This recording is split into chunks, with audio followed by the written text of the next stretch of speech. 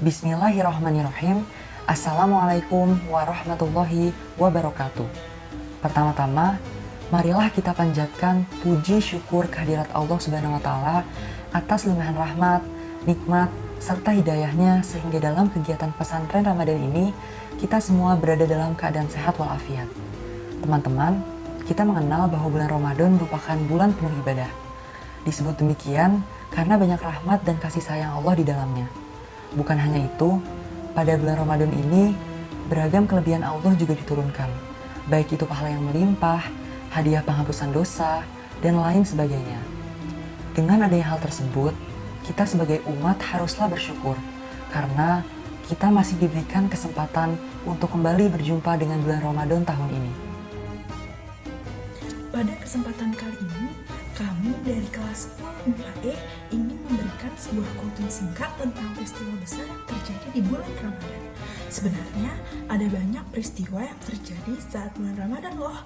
Mari kita mulai dari peristiwa yang pertama, yaitu peristiwa Perang Badar.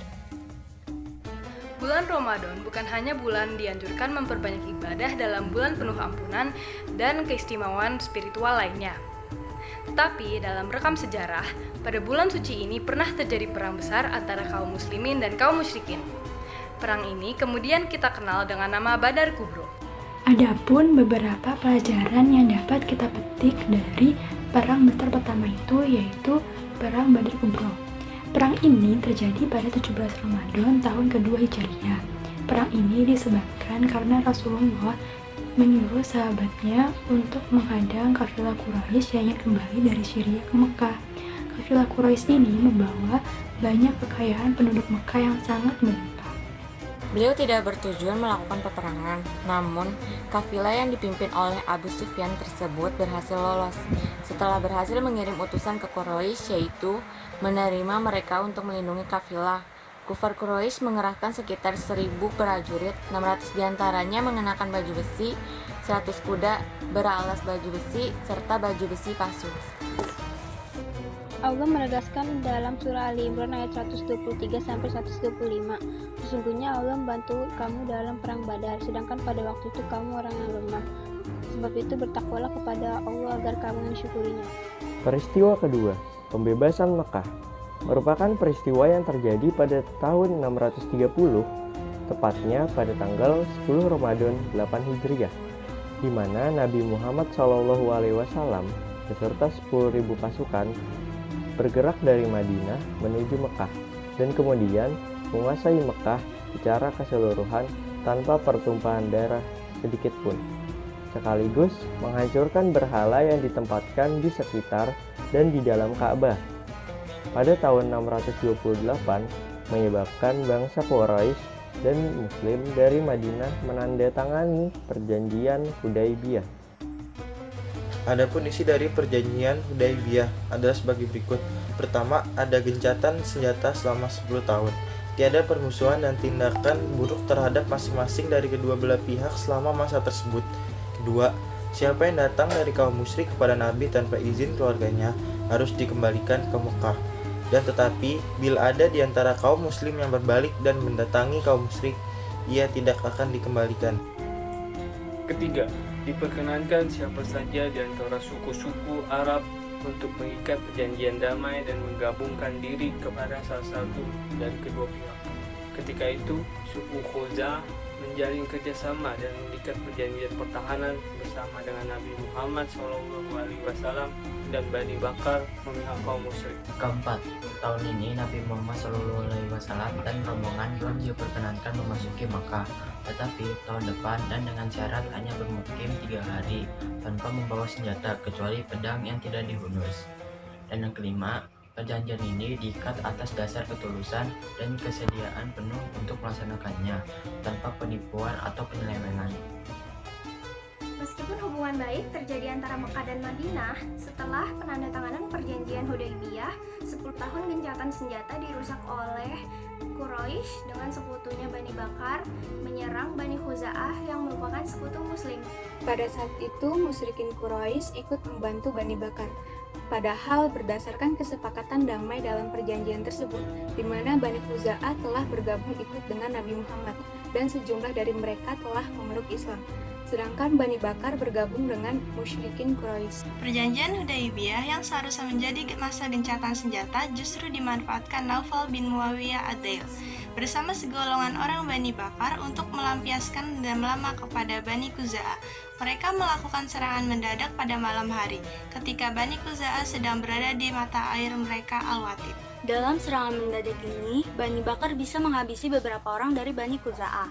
Ketika kedua belah pihak bertempur hebat, secara diam-diam Quraisy memberikan bantuan persenjataan kepada Bani Bakar.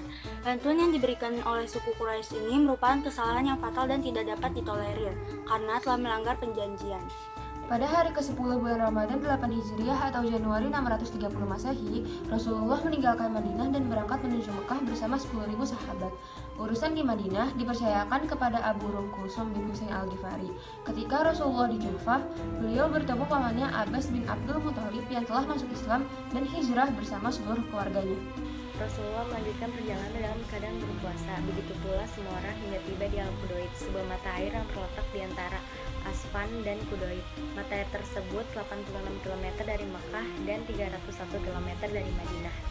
Rasulullah berada di Mekah selama 19 hari. Selama itu Nabi mempengaruhi simbol-simbol Islam dan menyampaikan petunjuk kepada orang-orang. Nabi juga memerintahkan Abu Usaid al-Khuzaid untuk mempengaruhi beberapa bagian di Tanah Suci.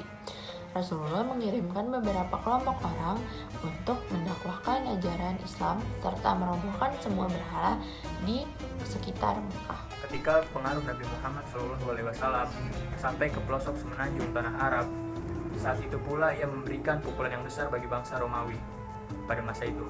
Lantas, Hercules, Kaisar Romawi Timur, memutuskan untuk memblokir pengaruh umat Islam pada Arab bagian utara. Apabila berita ini sampai pada Nabi Muhammad, beliau memutuskan untuk mengarahkan umat Islam berkumpul untuk melawan Rom dan mengutip zakat. Pada waktu itu tanah Arab dilanda panas dan kesusahan. Iman umat Islam benar-benar diuji. Namun, mereka tetap taat kepada perintah Nabi Muhammad. Beliau sendiri memimpin tentara sebanyak 30.000 anggota ke utara Madinah. Bila tentara Islam tiba di Tabuk, tentara Romawi tidak berada di situ. Sebaliknya, Romawi menarik diri saat mengetahui serangan pasukan Nabi Muhammad SAW yang banyak.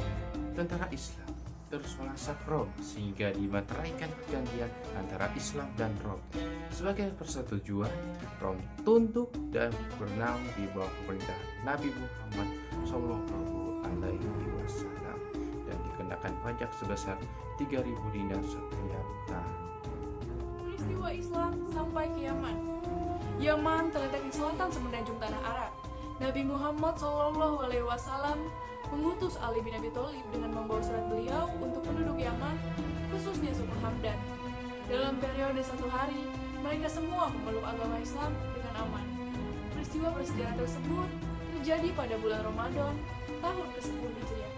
Para delegasi Yaman itu lantas meminta Rasulullah SAW supaya mengirimkan sejumlah guru untuk mengajarkan Islam kepada masyarakat Arabia Selatan. Untuk memenuhi permintaan tersebut, Nabi menugaskan sekelompok sahabat yang berkompeten dan menunjuk Mu'az bin Jabal sebagai amir menjadi pemimpin mereka. Peristiwa Khalid bin Walid meruntuhkan berhala. Setelah umat Islam membebaskan kota Mekah, Nabi Muhammad menyucikannya dengan memusnahkan 360 patung di sekeliling Ka'bah 5 hari sebelum berakhirnya Ramadan tahun ke-9 Hijriah. Dia mengirim Khalid al-Walid untuk memusnahkan patung Al-Uzza di Nakla. Menurut kepercayaan Arab jahiliyah, Al-Uzza merupakan patung dewi terbesar di sana. Dia sering disebut oleh masyarakat Arab untuk melafalkan sumpah. Khalid al-Walid melaksanakan tugas tersebut dengan bergerak menuju Nakla, lalu menghancurkan patung Al-Uzza. Setelah itu, penyembahan patung pun berakhir. Penyerahan kota Taif. Kota Taif pernah mencatat sejarah ketika penduduknya mengusir Nabi Muhammad SAW saat berdakwah di sana. Setelah beliau dan umat Islam berhasil membebaskan Makkah, kaum Bani Thaqif bersikeras tidak mau tunduk kepada Nabi Muhammad. Nabi Muhammad dan tentara Islam lalu maju ke Taif dan mengepungnya dalam waktu yang lama. Akhirnya, kaum Bani Thaqif datang ke Mekah di bulan Ramadan, tahun ke-9 Hijriah dengan menyerahkan kota Taif sebagai tanda menyerah. Pembebasan Andalusia Spanyol. Andalus adalah nama Arab yang diberikan kepada wilayah-wilayah bagian semenanjung Iberia yang diperintah oleh orang Islam selama beberapa waktu, mulai tahun 711 sampai 1492 Masehi. Pada 28 Ramadan tahun ke-92 Hijrah, Panglima Islam bernama Tariq bin Ziyad dikirim ke berita Bani Umayyah untuk menawan Andalus. Memimpin armada Islam menyeberangi laut yang memisahkan Eropa dan Afrika. Setelah pasukan Islam mendarat, Tariq membakar kapal-kapal tentara Islam agar mereka tidak berpikir untuk mundur. Akhirnya Andalus ditawan dan mereka menyelamatkan rakyatnya yang dizalimi. Islam bertapak di Andalus selama 8 abad dan merusak peradaban yang nilainya tinggi kepada dunia barat. Peristiwa ini terjadi setelah subuh hari Jumat 2 Ramadan tahun 459 Hijrah. Ketika itu terjadi kebangkitan dinasti Murabit, tepatnya di Afrika Utara. Gubernur Korovo al-Muktamin meminta bantuan Sultan dinasti Murabit, Yusuf bin Tashfin, untuk memerangi Alfonso VI. Tentara Kristen yang dipimpin oleh Alfonso VI yang berjumlah 80.000 tentara berhasil dikalahkan dalam waktu yang sangat singkat. Sultan Yusuf berhasil menguasai seluruh Spanyol dan menyelamatkan umat Islam. Setelah itu, Spanyol dinasti Murabit berdiri sejak 1090 sampai dengan 1147 Masehi. Peperangan Yahlis. Pada 15 Ramadan 1294 Hijriah, tentara Islam dinasti Ottoman yang dipimpin oleh Ahmad Mokhtar Basha dengan jumlah 34.000 anggota mengalahkan tentara Rusia yang berjumlah 750.000. Sebanyak 100.000 tentara Rusia tewas dalam pertempuran itu. Ia menjadi kebanggaan umat Islam mempertahankan agama yang diancam oleh pemerintah Tsar di Rusia. Nama Quran diturunkan Allah dari Lauhul Mahfuz ke Baitul Izza di langit dunia. Setelah itu baru Allah menurunkan Al-Quran dari langit dunia kepada Rasulullah secara berangsur dan bertahap. Peristiwa menurunkan Al-Quran dari Lauhul Mahfuz ke Baitul Izza inilah dinamakan sebagai malam Lailatul Qadar. Ayat ini tertulis dalam surat Al-Baqarah ayat 185 yang berbunyi, bulan Ramadan, bulan yang dikadanya diturunkan permulaan Al-Quran sebagai petunjuk bagi manusia dan penjelasan mengenai petunjuk itu, pembedaan antara hak dan yang batil. Pada suatu malam, Rasulullah gelisah melihat masyarakat Mekah karena saat itu banyak yang membuat patung untuk disembah sebagai Tuhan. Maka, Nabi pun bergegas menuju ke Gua Hira untuk melakukan perenungan, berpikir, memohon petunjuk dan pertolongan dari Allah Subhanahu wa Ta'ala. Bulan yang diturunkan di dalamnya yaitu Al-Quran sebagai petunjuk untuk manusia dan penjelasan mengenai petunjuk itu dan pemisah antara yang benar dan yang salah. Para pakar tafsir dan hadis mencatat Allah juga menurunkan kitab-kitab dan suhuf, yaitu kitab-kitab kecil selain Zabur, Taurat, Injil, dan juga Al-Quran pada para rasul sebelumnya dan pada bulan Ramadan. Nah, itu dia peristiwa penting yang terjadi pada bulan Ramadan yang kami sampaikan secara singkat. Ternyata banyak ya peristiwa yang terjadi di bulan Ramadan yang mungkin banyak orang yang belum mengetahui.